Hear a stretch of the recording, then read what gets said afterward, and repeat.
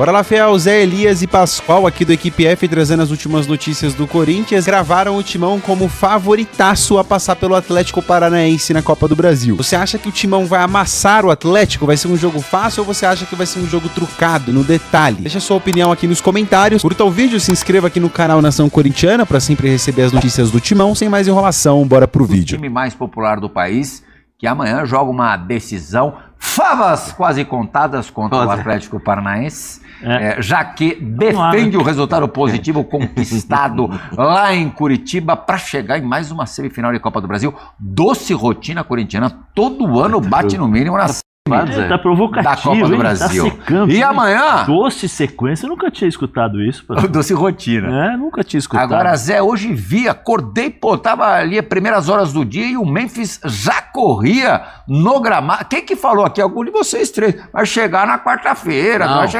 Eu disse que ele terça-feira ia treinar. Falei aqui que costumeiramente joga no domingo, viaja na segunda, terça-feira ele já tá treinando. Data FIFA pros outros. Pro Memphis não tem essa não. Jogou no domingo e ontem... Profissional. Firme e forte e com números positivos na seleção da Holanda, onde é agora o jogador com mais gols na história. Um ano do Corinthians. 52. Mas você viu que... Um ano de Corinthians. Viu, assim, né, nós aqui falamos... Você achou que fosse chegar em um ano? Conhecendo o Corinthians? Eu acho que sim, né? Tem um contrato. Conhecendo a loucura que é o Corinthians? Ele não vai rasgar dinheiro, né? Por mais dinheiro que ele já tenha. Se bem que o dinheiro não tá, acho que não, será que tá chegando direito? Tá bom. Se fosse qualquer outro jogador brasileiro ou qualquer outro jogador, teria já rescindido, entrado na FIFA e teria pego o contrato. Mas assim. Olha o primeiro gol dele, ó. Foi contra quem? Sensacional. Contra o Furacão. E esse gol marcou uma virada na campanha do Corinthians do Campeonato Brasileiro, né? Até na forma de jogar da equipe, esse gol foi importantíssimo.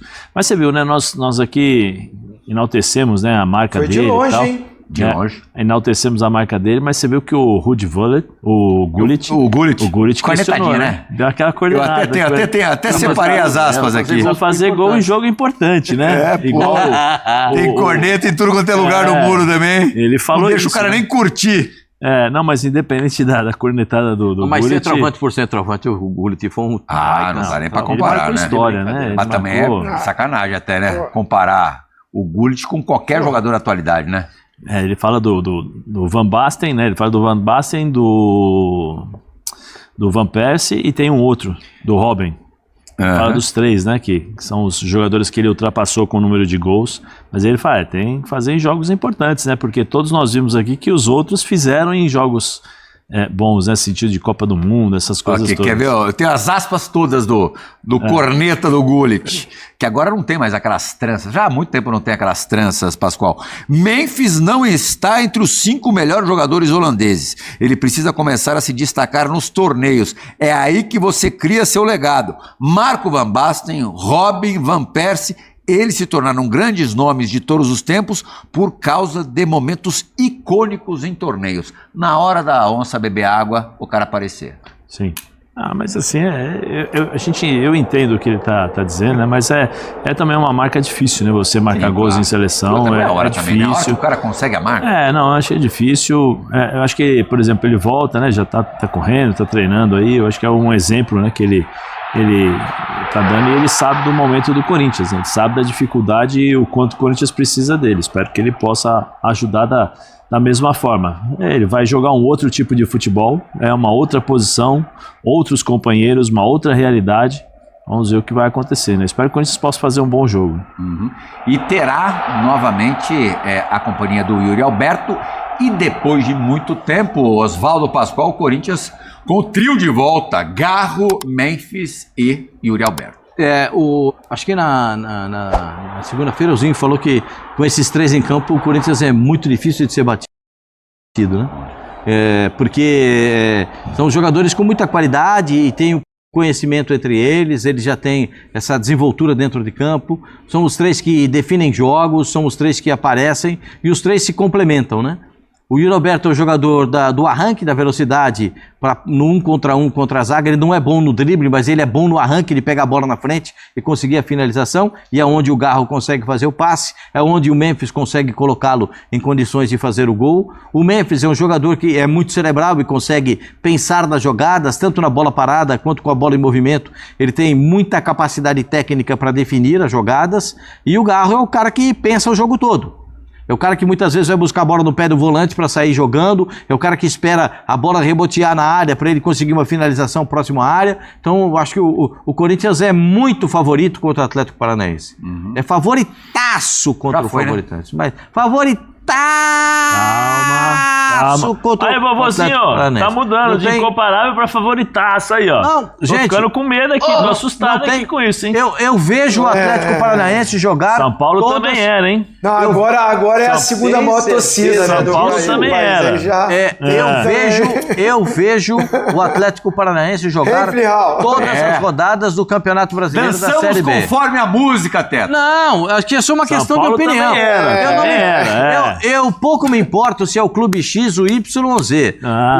O Corinthians é favorito. Você tá com medo, Zé? Não tô com medo, Eu acho que Corinthians tem uma vantagem e tal, mas assim... Mas jogando em casa, José? Vovozinho, vamos tomar uma aguinha aí, vovozinho, porque, ó, esse tá sendo o favoritaço, tá igual incomparável, viu, vovozinho? Não tem zica nada, Zé. É o fato, é a notícia. O Corinthians é favoritaço contra o Atlético Paranaense. Ou vocês acham que o Corinthians vai perder a vaga em casa? Não, isso com a vantagem de 1-0. Mas não acho que vai ser esse joguinho mamão com açúcar, não. É melhor jogar. Não, o jogo mamão não tem jogo. Jogo mamão, o Bahia pegou. O Bahia pegou 2 joguinhos. O Bahia pegou, o Corinthians tá sem alguns jogadores, tem uma vantagem, mas... O Atlético não passa nenhuma confiança, Vamos esperar. Melhorou o time com alguns jogadores que foram contratados. Copa do Brasil é diferente do Campeonato Brasileiro. Você tem 90 minutos só. O Corinthians tem um a 0. Os caras voltam, Zé. Quem volta, pessoal? O trio joga. Quem? Saiu a escalação do Brasil. Garro, Memphis e Yuri Alberto. Yuri Alberto volta como, Pascoal? Volta bem? Volta bem. Quanto tempo que ele não joga? 1 mês e tanto, Zé. E quem vai jogar atrás desses caras, no meio campo? Zé Elias e Bernardo. Aí você dá. Alô, fãs de esportes, o Corinthians enfrenta o Atlético Paranaense na Neoquímica Arena com a vantagem do empate para avançar à semifinal da Copa do Brasil. A principal novidade no timão deve ser o retorno do atacante Yuri Alberto, que passou por uma cirurgia de hérnia inguinal. O lateral direito Mateuzinho também está recuperado de lesão e pode ser titular. Memphis chega embalado depois de virar o maior artilheiro da história da seleção holandesa. O técnico Dorival Júnior espera contar com o goleiro Hugo Souza, que está com a seleção brasileira na Bolívia durante a data FIFA. O volante Ranieri, que está com um problema na coxa, deve ficar de fora do jogo. Já o Atlético Paranaense vem embalado na Série B do Campeonato Brasileiro e precisa quebrar um tabu para avançar de fase. Nunca venceu o Corinthians na Neoquímica Arena. O Furacão pode ter o retorno do zagueiro Arthur Dias, que foi poupado na última rodada da Série B por conta de um desconforto muscular. Bom, temos aí então o Corinthians com o seu trio de volta, Yuri Alberto, Garro e Memphis, titulares. Com o trio, 19 jogos, um aproveitamento de 75,4%, André. Gols marcados por partida, a média de 2,05. Já sem um deles, em 51 jogos, o aproveitamento cai para 56,2%. A média de gols cai também para 1,24. 35 dos 39 gols do time, então, tiveram a participação do trio, 90% tiveram a participação do trio. O Memphis já está de volta, então conseguiu fazer o seu treinamento hoje. Ele estava servindo a seleção holandesa e o Yuri Alberto também à disposição agora do Dorival Júnior. Já estava treinando, ele estava se recuperando de uma cirurgia de hérnia. A presença desses 3 jogadores, Marcela, da comissão técnica do Corinthians, os demais jogadores do time e principalmente a torcida do Corinthians, a confiança para imaginar que o time pode atingir algo perto do máximo do seu potencial como time de futebol por causa daquilo que eles fazem quando estão em campo. Vamos lembrar, na fase anterior na Copa do Brasil contra o Palmeiras. Justamente foi a presença deles que fez com que o Corinthians tivesse a sua força máxima de jogadores disponíveis no momento e pudesse fazer 2 partidas contra um Palmeiras que é um adversário superior tecnicamente, vencer e eliminar o rival da Copa do Brasil. Desde então, o Dorival foi perdendo um aqui, depois outro ali, não foram só esses jogadores, não foi só esse trio que perdeu tempo por lesão e o Corinthians teve de se virar sem eles, mas especialmente no ataque, isso também propiciou a entrada de um jogador como o Guinegão, que estaria em campo contra o Atlético Paranaense, caso, por exemplo, o Yuri Alberto não tivesse condições. E como é uma situação ainda duvidosa, talvez o Guinegão seja acionado nessa partida. O curioso disso tudo é que o Memphis estava na Europa no fim de semana. O Yuri Alberto estava se recuperando de uma cirurgia. Não sabemos em que momento físico ele se encontra, mas de novo o Corinthians precisa dele. Na volta para jogar contra o Palmeiras, ele também não tinha o melhor da sua condição física.